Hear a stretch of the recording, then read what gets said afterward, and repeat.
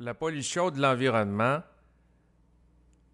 La pollution qui est faite sur Terre de l'environnement, qui est dénoncée notamment par les écologistes, est en relation avec le fait que la science de nature matérialiste n'est pas en harmonie avec la science de l'esprit. Donc les déséquilibres qui sont occasionnés sur le plan physique, avec les problèmes de pollution, de production en grande quantité de gaz carbonique et ainsi de suite, sont en lien avec le fait que l'être humain ne procède pas d'une science intégrale. Donc, si l'être humain serait totalement en harmonie avec l'esprit, il n'y aurait pas ce type de problématique. Si on pense, par exemple, par rapport au transport. Donc, si l'être humain utilise une automobile, utilise un camion, ensuite utilise un train pour se déplacer ou un avion, ça va produire des gaz à effet de serre. Mais si l'être humain aurait une conscience totalement intégrée et serait en totale fusion avec l'esprit, eh bien, à partir de la puissance de sa volonté intégrale, il pourrait commander des déplacements de son corps physique et se rematérialiser sur le plan physique à l'endroit voulu. Mais ça, c'est pas accessible à l'être humain. Donc, c'est sûr que moi, en tant qu'ego, en tant qu'être humain, je pose la question à présent au plan de la lumière. Pourquoi que vous ne permettez pas aux êtres humains de se matérialiser et dématérialiser sur le plan énergétique pour pouvoir se déplacer? Comme ça, il n'y aurait plus de problème de pollution lié à l'utilisation de véhicules de transport, que ce soit d'automobiles, d'autobus, un camion, et ainsi de suite. Et puis là, ce que ça me dit, c'est que l'être humain, présentement, est trop orgueilleux, est trop inconscient et n'a pas la stabilité psychique pour intégrer suffisamment de lumière et des descentes d'énergie suffisamment grandes pour avoir le taux vibratoire qui lui permettrait de se matérialiser et dématérialiser à la volonté. Donc, comme l'être humain, si les plans de la lumière lui descendraient la quantité d'énergie suffisante pour accomplir ses actions, n'aurait pas la capacité de gérer ça intelligemment et qui risquerait de sombrer dans la folie, ben, c'est pas accessible à l'être humain. Mais là, à ce moment-là, c'est pas accessible à l'être humain, on se ramasse avec des problèmes de pollution parce que là, l'être humain va utiliser des véhicules automobiles pour se déplacer et autres. Les plans de la lumière me disent oui. Puis, si je pose la question au plan de la lumière, qu'est-ce que vous allez faire pour remédier à la situation? Ben, ils me disent que éventuellement, ils vont donner accès à l'être humain à des formes plus subtiles, plus raffinées de véhicules sur le plan physique pour se déplacer. Par contre, le point, c'est qu'eux autres ne peuvent pas descendre l'énergie suffisante pour que l'être humain n'ait plus besoin d'utiliser des véhicules physiques pour se déplacer et qu'il soit son propre véhicule en se matérialisant puis rematérialisant où ce qu'il veut en termes de transport parce que l'être humain n'est pas capable de prendre ça. Fait que là, ça crée des problématiques liées, par exemple, à de la pollution. Il y a des gens qui développent des problèmes pulmonaires dans des grandes villes. Et les plans de lumière me disent que ces problématiques sont inhérentes à la condition évolutive de l'être humain, dans ce sens que l'être humain, tant qu'il n'est pas fusionné totalement avec nous autres, il y a tout le temps un différentiel ou un manque énergétique. Puis ce qu'ils me disent, c'est que fondamentalement, les problèmes de surexploitation de l'environnement qui font en sorte qu'il y a entre autres des espèces en voie d'extinction à l'époque présente, c'est lié au fait que l'être humain, de par sa condition évolutive, le fait qu'il n'est pas totalement rattaché à nous et ne procède pas d'une conscience intégrale, est en manque d'énergie. Donc l'être humain a une relation d'exploitation par rapport à son environnement pour compenser un manque d'énergie. Comme par exemple, l'être humain se nourrit sur le plan physique. Pourquoi? Parce qu'il n'est pas capable de se nourrir de l'énergie fondamentale qui provient du cosmos, étant donné qu'il n'a pas la capacité de l'absorber totalement, vu qu'il n'a pas les corps qui sont prêts pour ça présentement. Comme il ne peut pas se nourrir de l'énergie fondamentale de l'univers, qui est inhérente partout, étant trop vibrante par rapport à sa capacité d'interception dans sa structure aurique, bien à ce moment-là, l'être humain n'a d'autre choix que de se tourner vers la matière, donc de manger de la nourriture, que ce soit végétale, animale. Et la nourriture, c'est quoi? C'est de l'énergie qui est densifiée. comme il ne peut pas se nourrir de l'énergie à l'état brut directement, il doit se nourrir de l'énergie densifiée. Et là, si je pose la question au plan de la lumière, bien, intrinsèquement, la condition évolutive fait en sorte que l'être humain va avoir des rapports de prédation, d'exploitation des plantes, des animaux. Puis ils me disent oui. Mais là, si je vous pose la question, est-ce que ça c'était voulu à la base, quand que vous avez créé l'être humain de l'époque actuelle, qui exploite la nature? Il dit oui, l'être humain devait apprendre à maîtriser la nature. Mais ce qu'ils disent par contre, c'est que l'astralisation de l'être humain a amené une surexploitation de la nature, puis un manque de discernement dans sa gestion. Et l'exploitation de la nature, que ce soit à travers l'élevage d'animaux, ensuite l'élevage de plantes, puis si on pense à l'élevage d'animaux intensifs, on en regarde par exemple dans une porcherie, les porcs qui sont en grande quantité, ça fait penser un peu à une chaîne de montage ou à un camp de concentration. Les plans de la lumière n'ont pas nécessairement voulu ça. Par contre, le point, c'est que les plans de la lumière, ce qu'ils ont voulu, c'est créer un être qui allait développer un ego individuel séparé d'eux pour se doter d'une sens d'individualité et lors de la remontée sur le plan énergétique, d'intégrer leur intelligence tout en conservant son individualité pour devenir un interlocuteur avec les plans de la lumière. Parce que si l'être humain n'aurait pas connu de dissociation des plans de la lumière, il n'aurait pas pu développer une identité propre parce que son identité aurait toujours été associée à eux. Mais là, l'aide de la fusion, en passant à la fusion, parce que souvent quand on parle de la fusion, on parle d'un mariage entre les plans de la lumière puis de l'âme, donc entre l'esprit puis l'âme. Mais la fusion, c'est pas un retour à l'état initial avant que l'âme descende dans la matière, mais c'est l'état d'une construction d'un être intégral qui va être la résultante d'un processus d'individuation de l'âme dans la matière, plus l'intelligence cosmique universelle de l'esprit. Et le mariage des deux donne un être qui est unique dans le cosmos, un être individué. Parce que si l'âme ne serait pas séparée de l'esprit, il n'y aurait pas eu de processus d'individuation possible parce que l'âme aurait été dans un état de conscience branché à une collectivité psychique d'être sur les plans de la lumière. Donc, un peu comme une fourmi qui procède en fonction d'un esprit de groupe. Mais c'est subtil et c'est complexe parce que quand on regarde le processus d'incarnation, d'un côté, le processus d'incarnation a permis un différentiel énergétique entre l'âme et l'esprit qui a permis une individuation. Par contre, ça a amené l'âme, en s'incarnant dans la matière à travers un corps biologique, à nouer avec son environnement des rapports de prédation ou d'exploitation.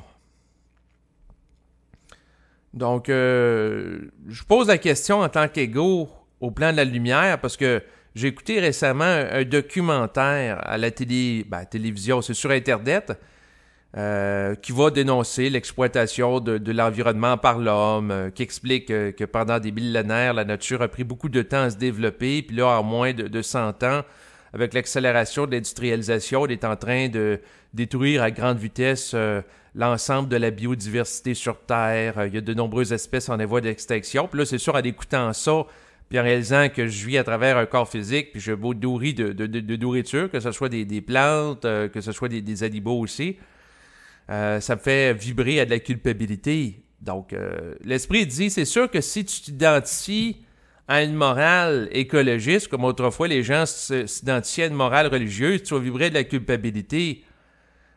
Parce que, dans le fond, si tu crois que le fait que tu consommes intrinsèquement à ta condition existentielle est une forme de péché ou une forme de tort à l'environnement, c'est un problème.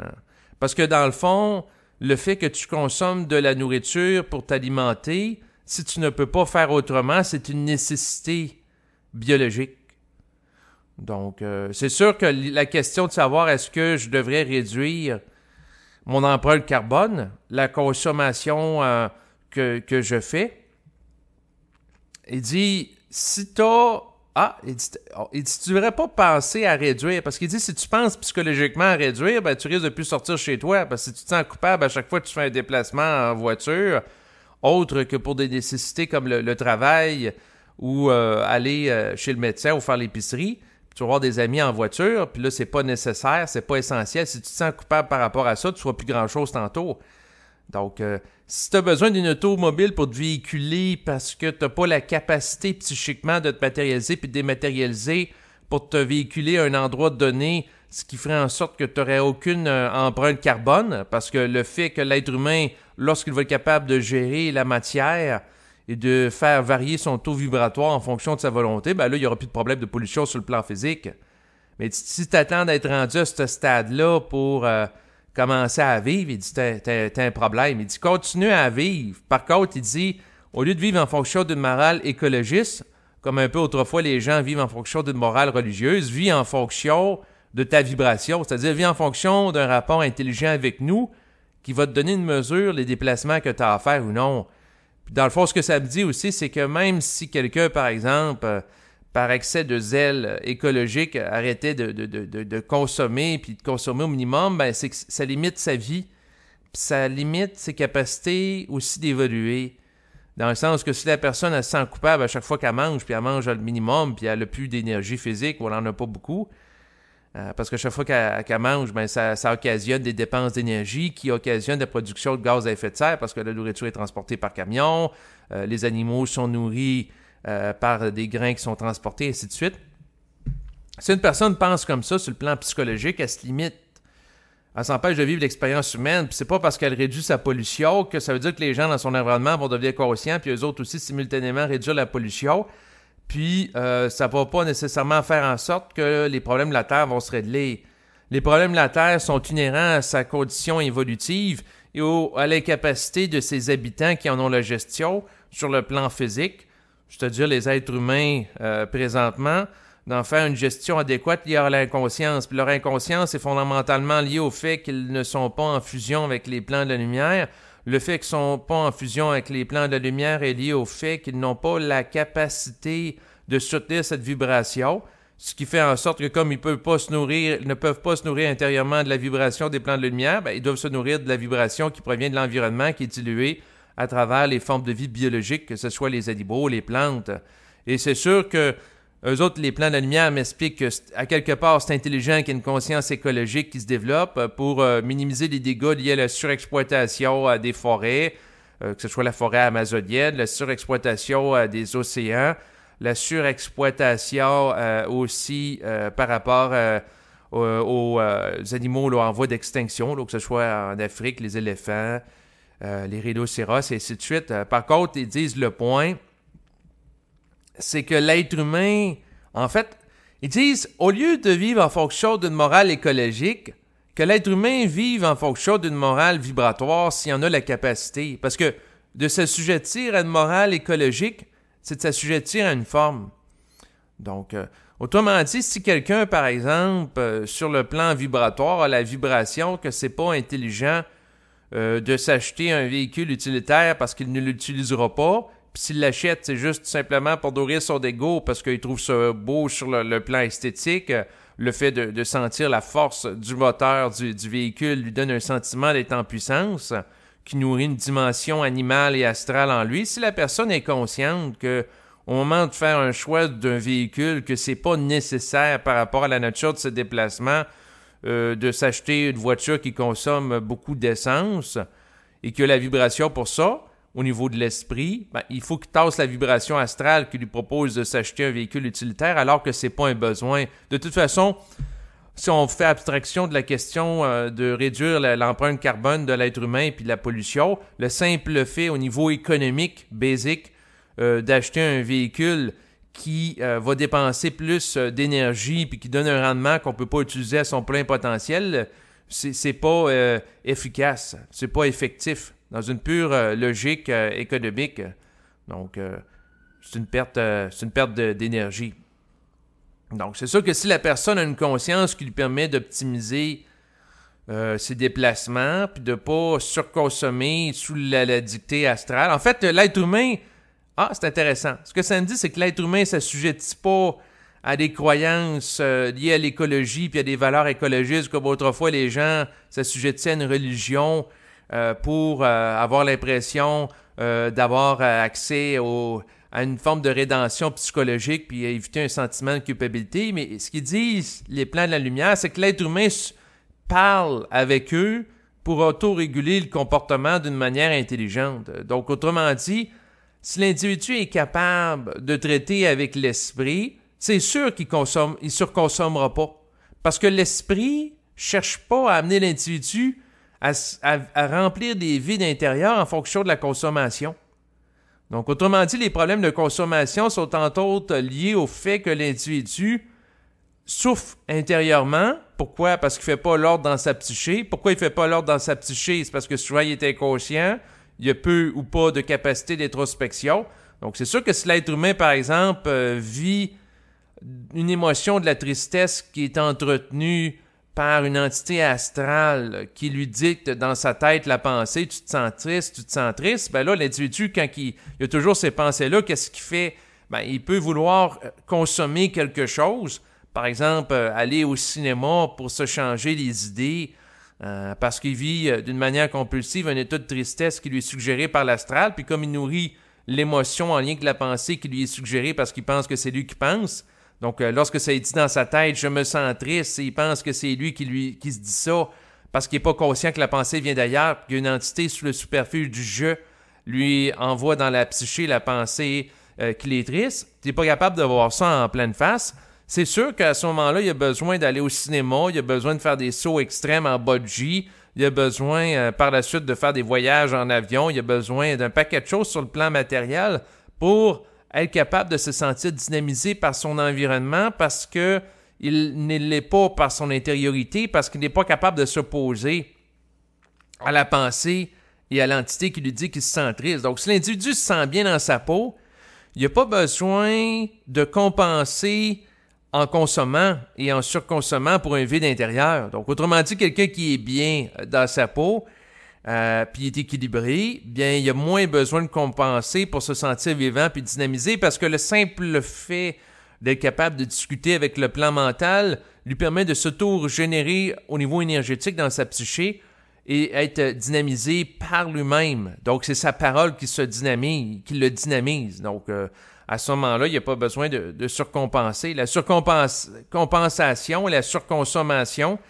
est en relation avec le fait que l'être humain a de la difficulté, entre autres, à faire la distinction entre c'est quoi ses désirs et ses besoins réels. Donc, quelqu'un qui vit beaucoup au niveau de l'ego, il voit une belle paire de souliers sur Internet, il en commande une autre belle paire, il en commande une, il vit tout le temps au désir, puis il y a une entité qui va lui dire « Ah, ben, t'as telle belle paire, achète-la, telle paire, achète-la, telle paire. » S'il n'est pas capable de dire non, puis là, après ça, il se ramasse avec 30 paires de souliers chez lui. Puis il participe à ce moment-là à la surconsommation. Ben, c'est lui qui en paye le prix, surtout s'il en vient à s'endetter pour surconsommer des produits. Et c'est sûr que les problèmes environnementaux liés à la surconsommation, parce que ça produit de la pollution, ça produit des gaz à effet de serre, de déplacer ces souliers-là qu'on fait venir là, par commande là, sur Internet, là, pour que ça soit livré chez soi. Donc, tout ça, c'est en lien avec une incapacité, dans beaucoup de cas de l'ego, de dire non à l'astral, non au désir, pour être capable de vivre strictement en fonction des besoins. Vivre en fonction des besoins pour quelqu'un qui vibre beaucoup à l'astral, qui peut intérioriser, ça a l'air ennuyeux. Parce que la personne consomme sur le plan matériel ce qu'elle a besoin. Donc, c'est un petit peu comme, par exemple... là, il y a plusieurs images qui me viennent en tête. C'est pour ça que ça bloque un peu. OK, il dit, regarde, dans le passé, les Amérindiens, quand ils chassaient, par exemple, un animal, c'était pour leur consommation directe, immédiate. Donc, ils n'allaient pas, par exemple, faire l'exploitation d'un troupeau complet d'un animal donné jusqu'à l'amener à l'extinction pour le vendre sur le marché. Non, il consommait ce qu'il avait besoin. Et puis, il dit l'être humain devrait consommer ce qu'il a besoin. D'ailleurs, il dit c'est ce qui fait en sorte qu'il y a beaucoup de gens en Occident qui ont des problèmes de poids. Pourquoi? Ben parce qu'ils consomment plus ce qu'ils ont besoin, dans certains cas. Bon, c'est ça qui peut avoir des conditions biologiques de programmation qui amènent à l'obésité, entre autres. Mais il dit, l'esprit, quand je parle, il dit que voyons, je perds le fil. OK, il dit les problèmes de surconsommation au niveau de l'alimentation sont liés au fait que l'ego cherche à se dynamiser à travers la forme plutôt que la vibration. Ah, là, c'est intéressant. Parce que le problème fondamental de l'être humain, c'est le fait qu'il n'est pas capable de se dynamiser avec la vibration. Tant que tu n'es pas capable de générer par toi-même une vibration à travers ta parole, à travers tes actions, quand tu n'es pas capable de la manifester puis de la générer comme étant un foyer qui s'allume, qui rayonne, ben, tu vas chercher à consommer puis à surconsommer pour compenser ce vide intérieur. Et comment générer cette vibration-là? Ben, c'est en la canalisant. Puis comment canaliser la vibration? Ben, c'est en étant en contact avec les plans de la lumière. Puis pour être en contact avec les plans de la lumière, c'est qu'il faut qu'eux autres, ils se branchent à vous autres.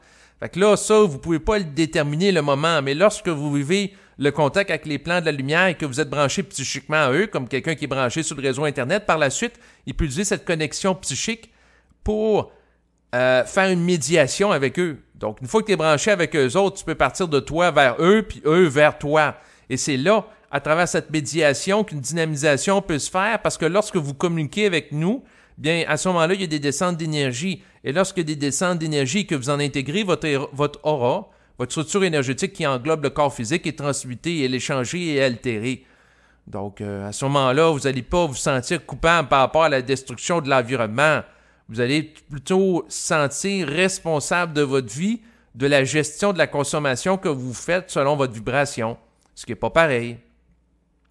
Donc, autrement dit, au lieu d'être assujetti à la forme et à l'idéologie écologiste, qui peut vous amener à vous sentir coupable, parce que vous, à l'égard de l'environnement, comme autrefois, les gens se sentaient coupables et étant des pécheurs parce qu'ils étaient dans la religion catholique, ben, il dit, vous n'avez tout simplement qu'à vivre en respectant votre rapport intelligent à nous. Donc, si vous percevez de l'intelligence qui provient de nous, qui dicte votre action, ben, c'est d'agir en conséquence. Et c'est sûr que si vous ne le faites pas, ben, vous créez un déséquilibre énergétique.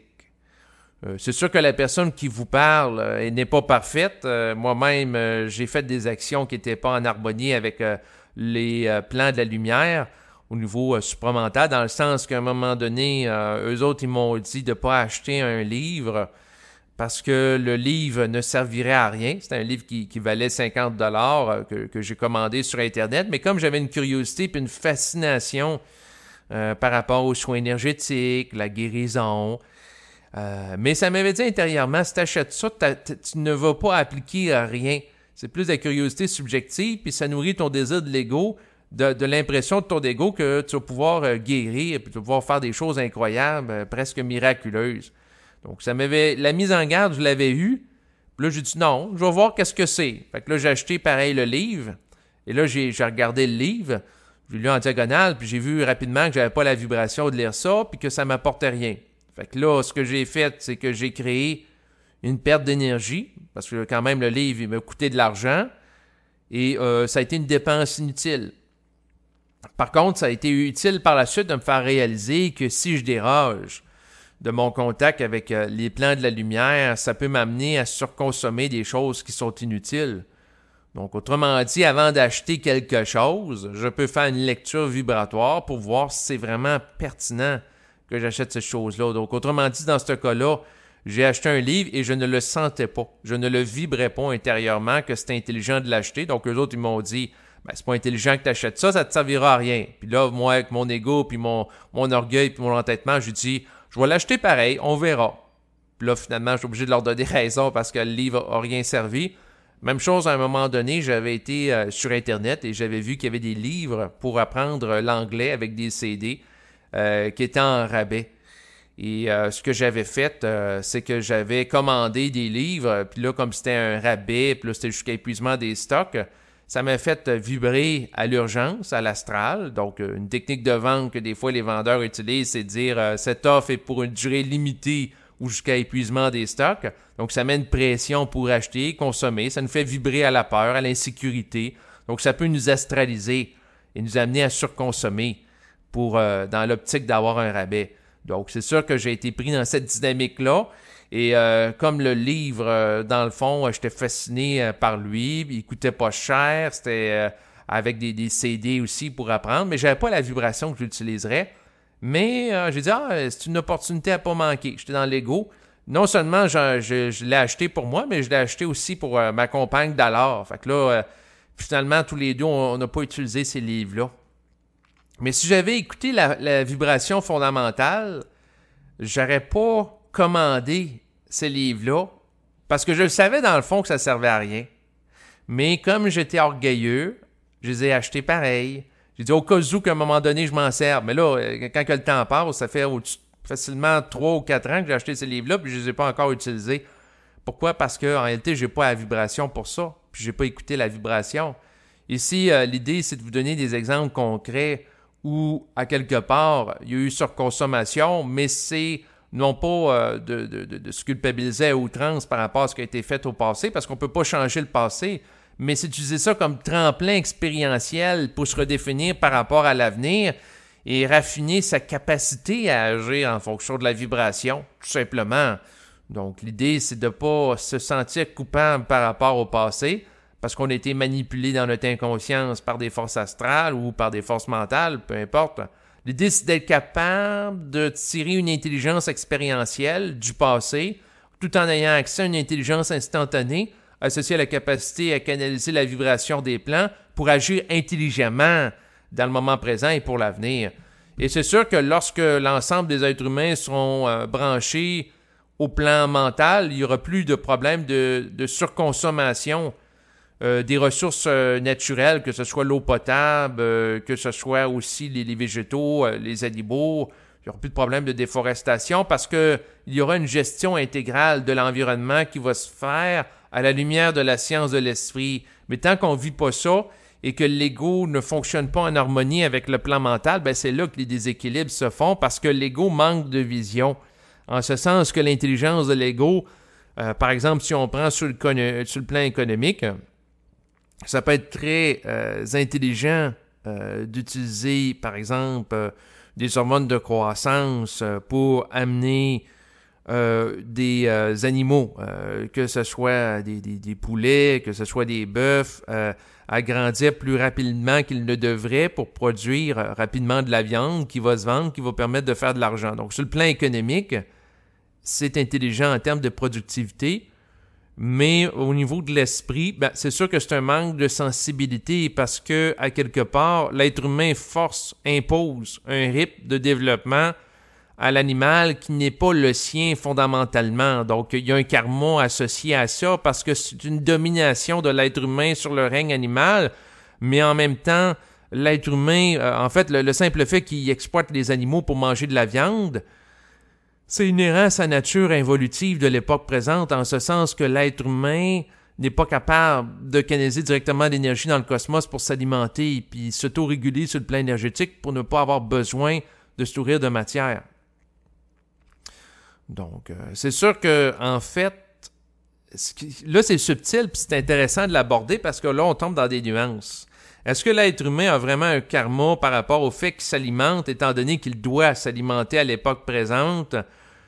Pour ce qui est de l'ensemble de l'humanité, parce que l'ensemble des gens ne sont pas capables de canaliser essentiellement de l'énergie. Fait que l'esprit, dans le fond, si je pose la question, est-ce que c'est légitime que l'être humain s'alimente, que ce soit des animaux ou de la matière végétale? Il dit oui, parce qu'en ça, il ne pourrait pas continuer à vivre sur le plan physique. Bon.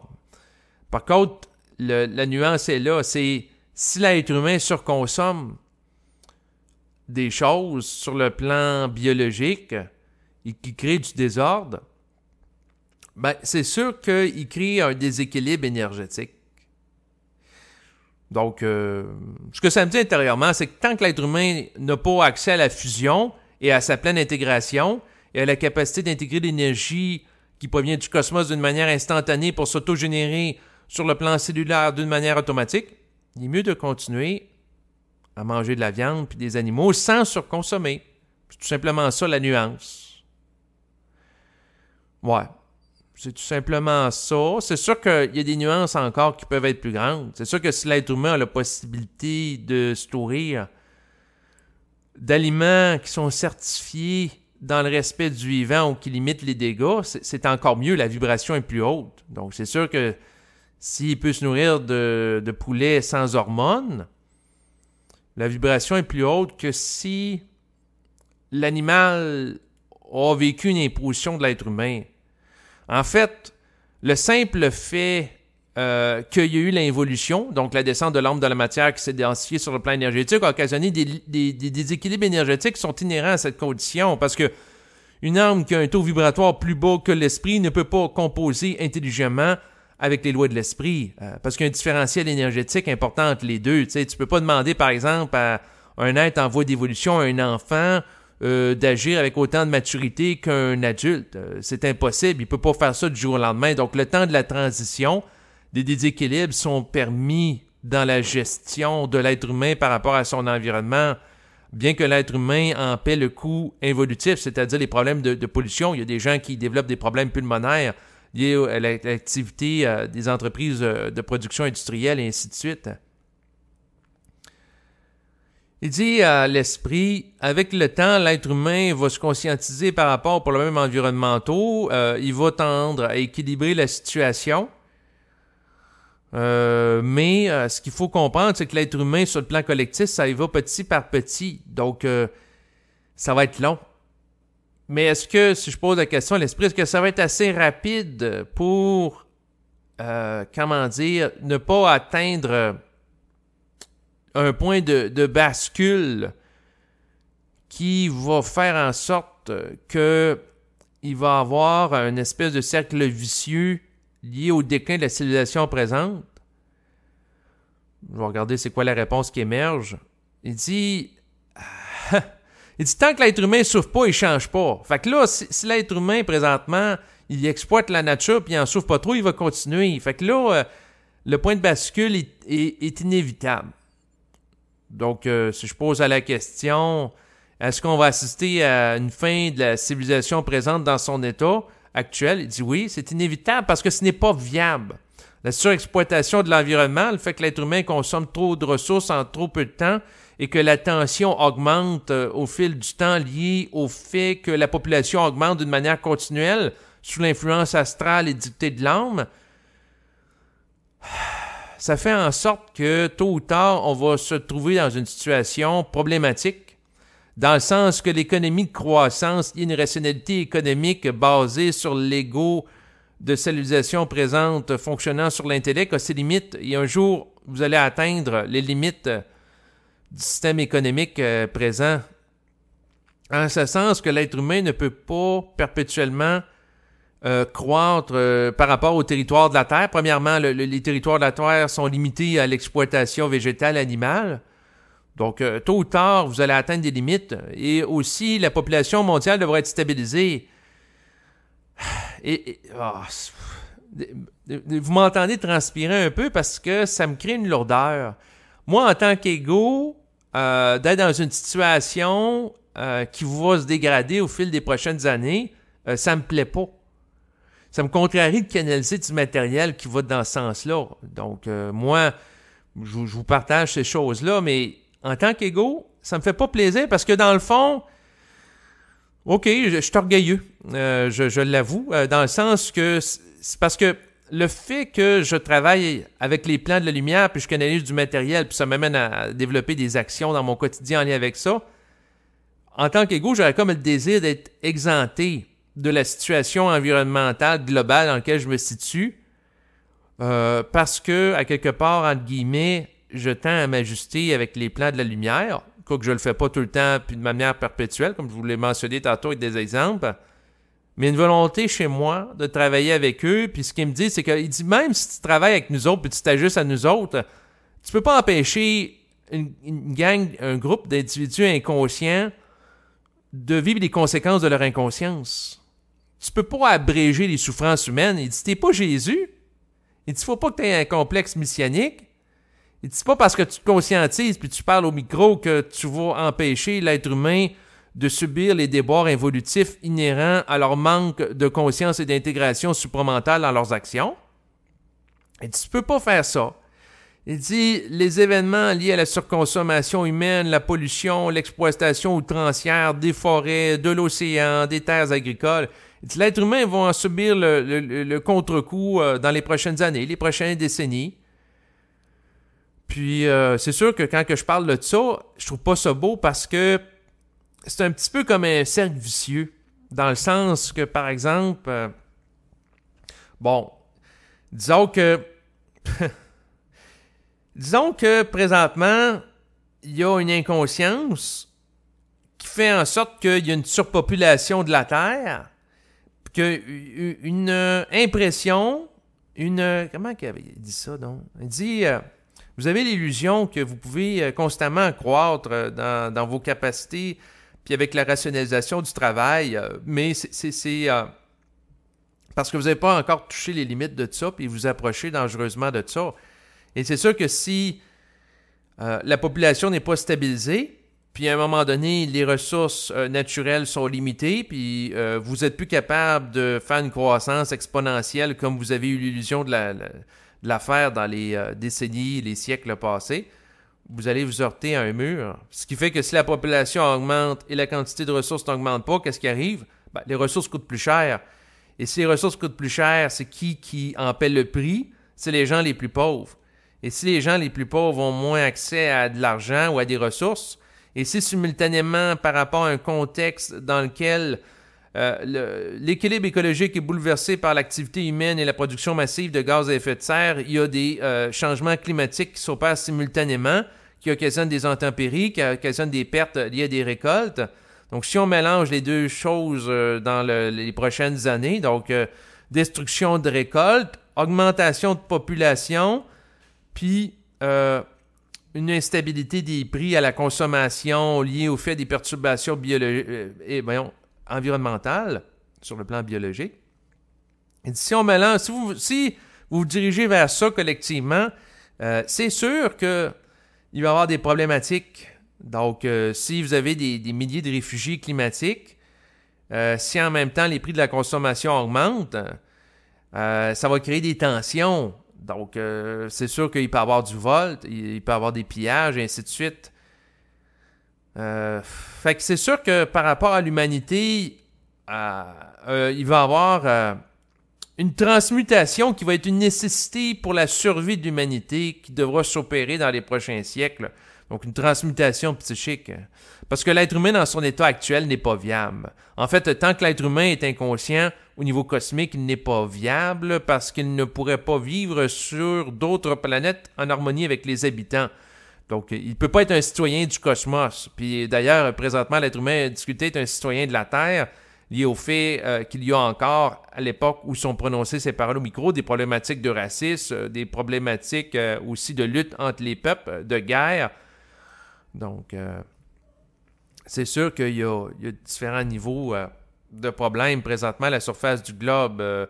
C'est sûr qu'en tant qu'égaux, d'écouter par exemple des documentaires, parce que là vous en avez plein là, sur Internet là, de nature écologique, qui dénoncent l'activité humaine, qui nous expliquent qu'on se dirige tout droit vers le mur, vers des problèmes de pollution qui vont être extrêmement graves, liés à des surexploitations d'espèces, lié au fait que les espèces ne se régénèrent pas assez, puis pendant ce temps-là, la population augmente, ben, c'est sûr que ça nous donne une mesure qu'à quelque part, il y a des changements qui devront s'opérer au sein de l'humanité.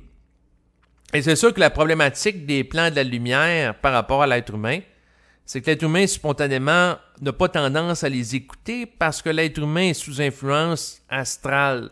Donc, tant que l'être humain, en tant qu'égaux, a un orgueil qui n'est pas mis en échec, c'est sûr qu'il n'y aura pas nécessairement tendance à être intéressé par l'écologie ou ces choses-là. T'sais. C'est sûr que spontanément, on ne verra pas nécessairement une personne qui, du jour au lendemain, va dire « ben moi, j'arrête de consommer de la viande ou, par exemple, à surconsommer des objets de consommation sur Internet. » Non, il faut qu'il soit mis en vibration pour ça. Puis pour qu'il soit mis en vibration pour ça, habituellement, il faut qu'il touche à de l'esprit. Puis en passant, l'esprit ne va pas nécessairement avoir des absolus comme le prônent certains écologistes. Il y a des écologistes qui vont dire, bon, l'être humain doit arrêter unilatéralement de consommer de la viande parce que chaque fois que vous produisez 1 kilo de viande, vous amenez l'animal qui génère le kilo de viande à consommer plusieurs kilos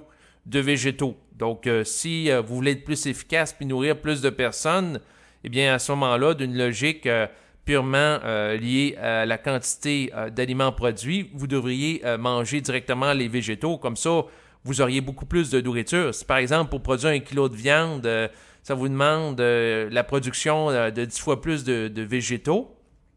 Je ne connais pas les ratios exactement par mémoire. Ben à ce moment-là, ça veut dire que vous pourriez nourrir 10 fois plus de gens si tout le monde était végétarien. Mais ça, c'est dans une optique écologiste qui, d'une certaine rationalité, on dit ça a du sens, mais dans un autre côté, c'est que si les gens... dans certains cas, il y a des gens qui peuvent avoir la vibration de consommer de la viande. Donc, puis d'autres, des végétaux, c'est pas des absolus. Dans l'esprit, c'est pas des absolus, c'est individuel, cette affaire-là. Donc, quelqu'un peut avoir la vibration de consommer de la viande une journée, puis l'autre journée, des végétaux. Donc, il y a plusieurs choses qui peuvent entrer en ligne de compte. Donc, il n'y a pas nécessairement d'absolu à ce niveau-là. Et ça, c'est particulier. Fait que, en fait... Pour résumer les propos que je cherche à canaliser aujourd'hui, c'est que l'être humain a tout simplement à fonctionner en relation avec son esprit. Il n'y a pas à se soumettre à une morale écologique comme on n'a pas à se soumettre à une morale religieuse ou une morale politique liée au communisme ou peu importe. L'être humain ne doit pas s'assujettir à des formes, mais doit procéder à partir d'une vibration intégrée qui le lie au plan pour agir avec intelligence dans sa vie de tous les jours et ne doit pas croire ce qui est dit. Donc, par rapport à tout ce qui a été abordé là, dans le cadre de cet enregistrement, ne croyez pas à ce qui est dit, vérifiez intérieurement. C'est sûr que moi, en tant qu'égo, j'ai passé ma jeunesse à écouter des films de Walt Disney. Fait que c'est sûr que par rapport à l'avenir de l'humanité, j'aimerais ça avoir une histoire à la haute rose qui dirait que, bon, il y a des gens qui vont se conscientiser sur Internet et l'être humain va pouvoir...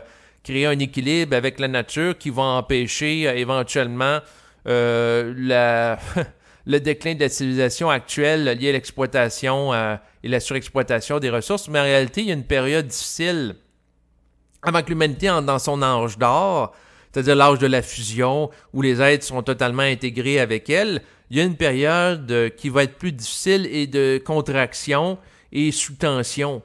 Donc, c'est sûr que dans les années vers lesquels on se dirige, l'augmentation de la pollution va être galopante, l'augmentation de l'instabilité du climat et des changements climatiques aussi, et ça va amener des crises sociales et humanitaires, mais qui vont éventuellement servir la nécessité évolutive de l'humanité de se redéfinir en ce sens que si l'être humain réalise que la façon dont elle vit n'est pas viable, et qu'elle est confrontée à des limitations associées à cela, elle n'aura d'autre choix que de se redéfinir. Donc les gens devront tasser l'astralité qui les habite lorsqu'ils seront mis sous tension par l'esprit pour réaliser l'absurdité de leur mode de vie à travers notamment le phénomène de la souffrance. Donc c'est sûr que lorsque les gens souffrent de conditions associées à la pollution, ils ont une compréhension directe que ce n'est pas intelligent.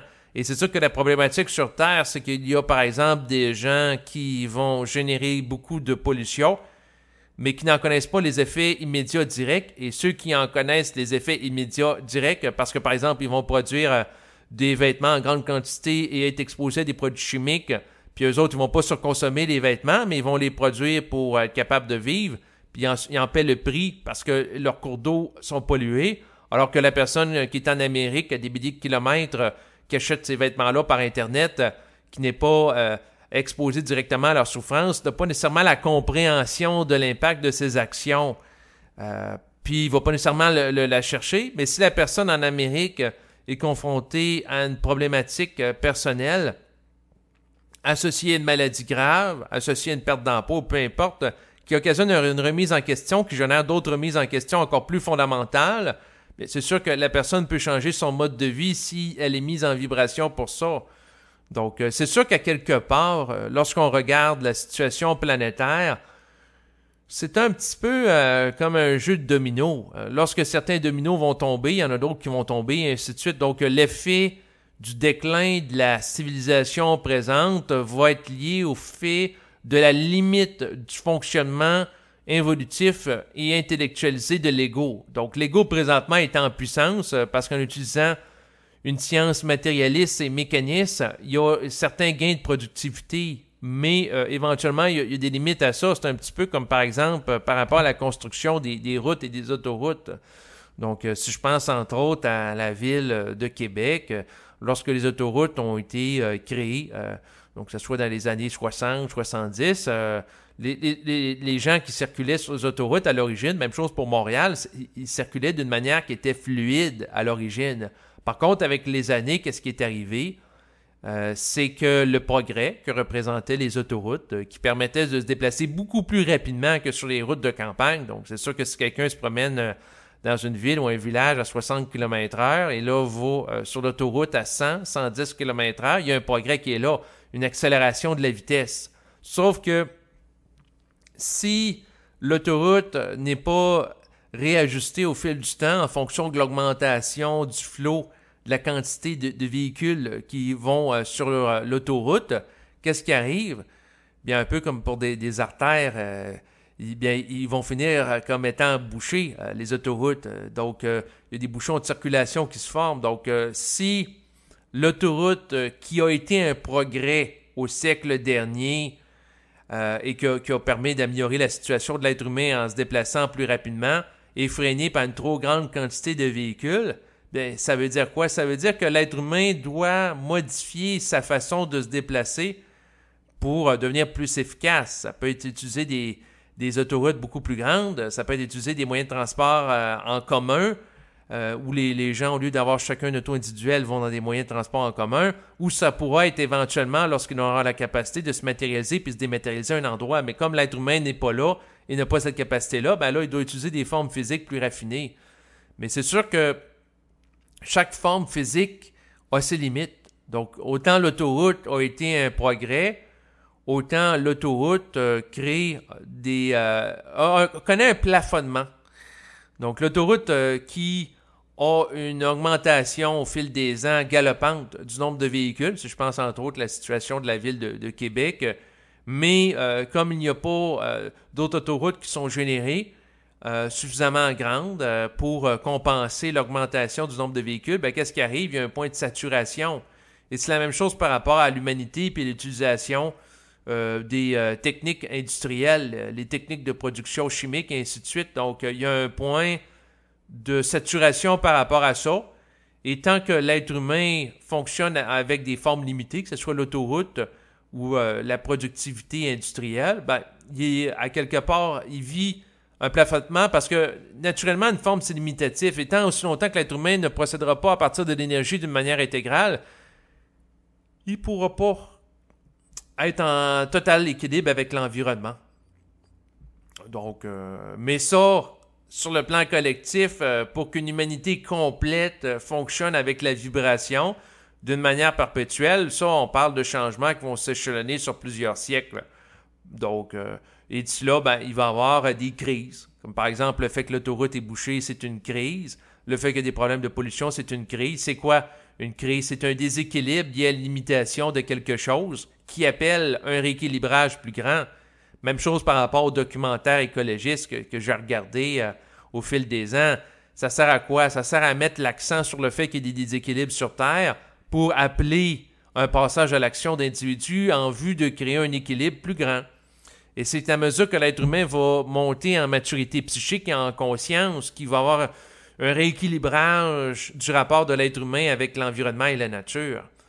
Donc, c'est sûr que l'être humain doit réaliser aussi que c'est l'influence astrale qui cherche à le dominer, qui l'amène à vouloir dominer la nature par affiliation psychique. Donc, c'est sûr que si l'être humain subit des rapports d'exploitation liés à un manque de centricité, ben, ça peut l'amener à exploiter la nature pour compenser ce manque d'énergie.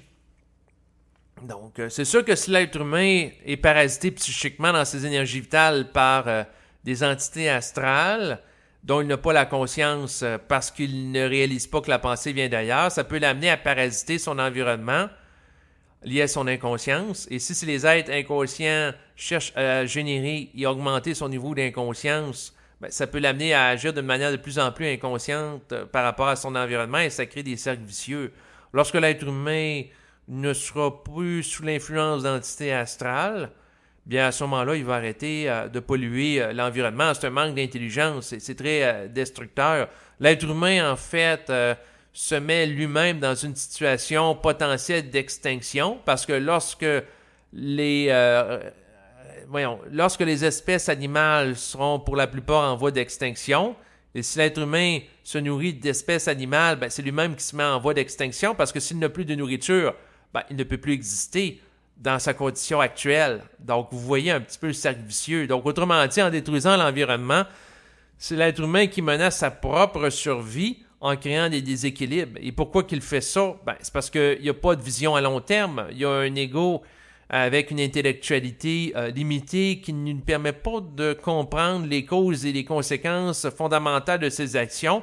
Pourquoi? Parce qu'il manque de puissance de pénétration psychique. Pourquoi qu'il manque de puissance de pénétration psychique? C'est parce qu'il n'est pas fusionné avec le plan mental.